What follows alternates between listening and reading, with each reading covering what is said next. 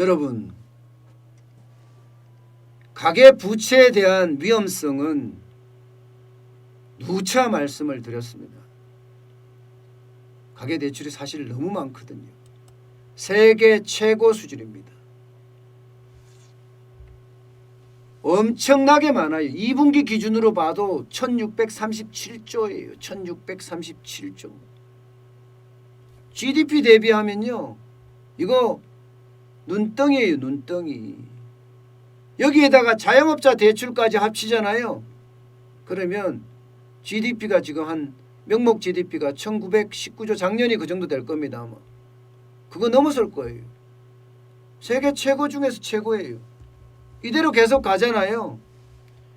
가계는요, 난리가 날 수밖에 없다. 이렇게 제가 말씀을 많이 드렸습니다. 그런데 가계대출이 또 늘어나요. 또 계속 늘어나고 있습니다.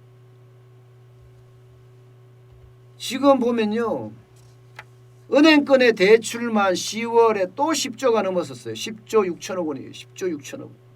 은행권에. 예. 은행권의 대출만 10조 6천억 원이 늘어났을 정도면 금융권 전체로 하면 얼마나 늘어날까요? 금융권 전체로 하면요, 훨씬 더 많이 늘어납니다. 13조 2천억 원이에요. 급증 중에 급증입니다. 역대 세 번째 증가액입니다. 역대 세 번째 증가액. 이렇게 계속 늘어난다는 거, 이거는요, 어떻게 생각하면 충격이에요. 안 그래도 가계가 어렵다 하는데 이게 이 정도로 늘어난다? 13조 2천억까지 늘어난다? 2016년 11월에 15조 2천억 원이 늘어난 적이 있습니다. 2016년 11월. 예. 게다가 올 8월에 14조 3천억까지 늘어난 적이 있습니다. 올 8월이에요. 올 8월. 여기잖아, 여기 바로요. 예, 11조, 은행권에서만 11조 7천억 원 빌렸다 했을 때, 여기 금융권으로 전체 따지면 14조 3천억 원을 빌렸다는 거거든요. 그러면 8월이 두 번째, 역대 두 번째고 10월이 역대 세 번째라는 이야기입니다. 역대 세 번째. 그러면 이게 어떻게 될까요? 가계대출이. 가계대출은요, 뭐 간단하게 말씀을 드리면 갚을 능력이 있으면 문제 없어요. 갚을 능력이 있으면. 가계가 돈을 많이 벌어서 내가 많이 대출을 받았다고 하더라도 갚을 능력이 있으면 전혀 문제가 없어요. 문제는 갚을 능력이 지금 점점 떨어진다는 사실. 문재인 정부의 소득주도 성장 정책 실패하는 바람에, 예, 사실 가계소득 줄었거든요. 가계소득이 줄은 상태에서 빚은 더 많아진다. 여기다가 계속 많아질 요소만 지금 쌓여 있습니다. 실업자가 많이 늘어나니까 실업자가 100만 명이 거리로 쫓겨나고 있잖아요.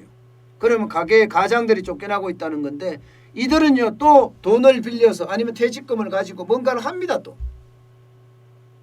한국 사람들이 속성이 근면성실이라는 게 있거든. 집에 못 박혀 있어요. 또 뭔가 해요. 뭔가. 그러기 위해서 또 빌립니다.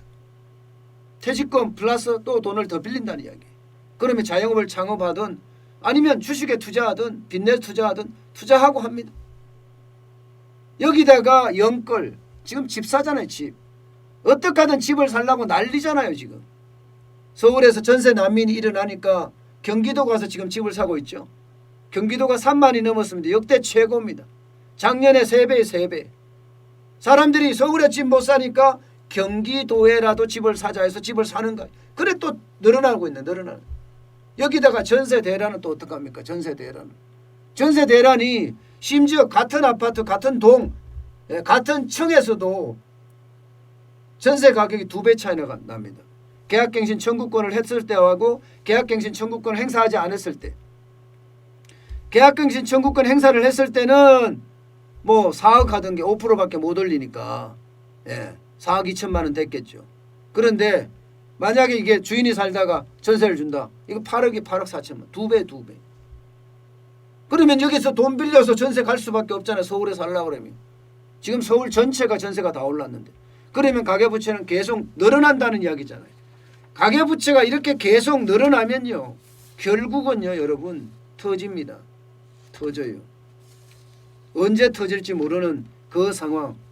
이게 가계가 만세를 부르는 시점이 가계부채가 터지는 시점이라고 생각을 하는데 그게 내년 3월, 4월, 5월 여기가 굉장히 저는 위험하다고 자꾸 말씀을 드렸습니다. 대출 만기 연장이 그때까지고 이자 상환 유예 기간도 그때까지예요. 만약에 내년 3, 4월까지 가기 전까지 11월이지 지금 11월, 12월, 1월, 2월 경기가 확 반등을 해서 내년 3, 4월에 원금도 갚고 원금 다는 못 갚겠지만 이자도 갚고 이럴 능력이 생기면 그나마 내년 3월의 위기는 좀 넘어갈 수 있을 거예요. 근데 만약에 내년 3월까지 코로나가 지금보다 더 창궐한다. 11월에 12월에 이 추위와 함께 더 창궐한다. 이러면 내년 3월은 진짜 최악을 맞을 수도 있습니다. 가게들이 만세를 부르거든요. 나 못 갚겠다 이거예요. 나 못 갚겠다. 나 못 갚겠다 하는 순간 여러분 금융은 박살납니다. 제2금융권부터 먼저 박살이 나겠죠. 그러면서 제1금융권까지 이게 전이가 되겠죠. 그러면서 금융위기라는 그런 엄청난 경고, 엄청난 그런 상황이 발생될 수도 있습니다. 그래서 가계부채가 늘어나는 것은 제가 늘 이거 무리다. 이거 심각하다. 이렇게 제가 이야기하는 겁니다. 가계의 위기가 곧 금융의 위기가 될 가능성이 굉장히 크다. 왜? 대한민국은 가계부채가 세계 최고 수준이기 때문에 가계부채가 많으면 소비를 하지 않습니다. 그러면 소비를 하게 안 하면 어떻게 될까요? 물가는 떨어지고 자영업자는 망하고 이런 상황이 자꾸 도달할 수밖에 없어요.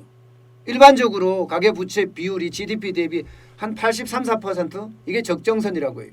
대한민국은 지금 96%, 거의 97.9까지 올라갔으니까 엄청나게 올라가 있는 상태죠. 84가 일반적으로 소비도 하고 투자도 하고 하는 시점이라는데 지금 97.9, 98 되면 금융위기 때 그렇게 왔잖아요. 미국의 가계부채가 98이 되니까 금융위기가 뻥 하고 터진 거예요. 우리도 지금 그렇게 갈 가능성이 굉장히 많다. 이렇게 지금 읽혀집니다. 그래서 항상 경제는요. 바닥 경제부터 먼저 익히고요. 그 다음에 우리가 이야기하는 일반적으로 소비 경제. 이 바닥 경제와 소비 경제는 같은 수준에 놓고 봐야 될 것 같아요. 왜냐하면 전부 다 가계를 중심으로 일어나는 경기거든요. 그야말로 경기에 굉장히 민감한 바닥 경제와 자영업자 경제를 말하는 건데요. 바닥 경제와 이 소비 경제 이 두 가지는 굉장히 민감하게 봐야 되는 부분 중에 하나입니다. 아마 이 바닥 경제와 소비 경제가 어떻게 돌아가는지 생활 경제가 어떻게 돌아가는지 생활 경제나 소비 경제나 같은 말인데요. 하여튼 어떻게 돌아가는지 앞으로 유심히 볼 필요가 있습니다. 그게 아마 자영업자들이 어떻게 돌아가는지 그러면서 가계가 위기가 어느 속도로 가는지 짐작할 수 있지 않을까 싶습니다.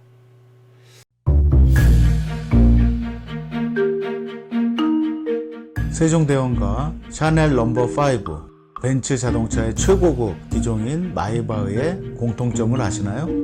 바로 침향입니다. 침향이란 동남아시아에서 자생하는 침향나무가 상처를 입었을 때 스스로를 보호하기 위해서 분비시키는 침향나무의 진액입니다. 진침향은 태국산 침향과 러시아산 녹용, 그리고 국산 홍삼, 백봉령, 산수유, 당귀, 숙지향, 꿀로 이루어진 침향환으로 만성 피로나 또 스트레스, 기력이 저하된 직장인분들, 또 수험생들, 연세 드신 어르신분들이 드시면 좋은 환입니다. 진침향 여러분들께 자신있게 권해드립니다.